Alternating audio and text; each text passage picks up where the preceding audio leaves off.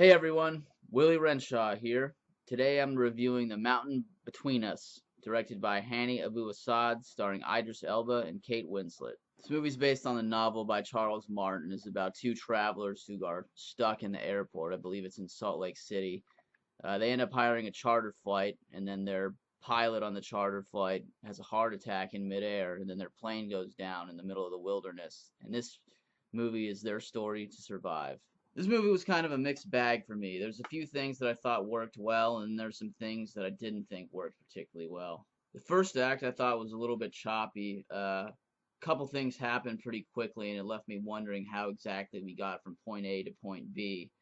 And also, the other thing about the first act that I actually found myself laughing a little bit. I didn't think the way the plane crash scene was shot was particularly engaging. It was kind of funny. To me, it reminded me of being in an amusement park and watching those cameras as people are on a roller coaster with everybody bobbing around all over the place. There are also some aspects of Idris Elba's character Ben and Kate Winslet's character Alex that I thought worked better than others.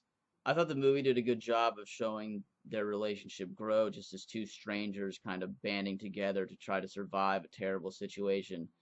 But then the movie takes their relationship to a new level, and when it took it to that level, I wasn't particularly buying it. Now, the movie is based on the book, so I'm sure what happened in the movie was probably pretty accurate to the actual story. But when I saw this particular moment in the movie, it definitely was a roll your eyes moment for me. I also thought this movie was a little bit slow at times. The beginning of the second act has some pacing issues where it takes a good 15 to 20 minutes before things really get started. And I just wonder if they would have cut out a scene or two there, if it would have improved the overall flow of the movie. There's also a dog character in the movie, and it was one of those things that I'm not really sure why the dog was in the movie. I almost wonder if they just kind of added it because they were like, oh, this movie's a little bit boring. Let's put a dog in it because everyone likes dogs. And I admit it is kind of fun to see animals in movies, especially when they add something to the story. It's just in this case, I don't think that the dog particularly added anything to the movie. This movie does have some positives worth noting, though. Both the performances by Idris Elba and Kate Winslet are really good.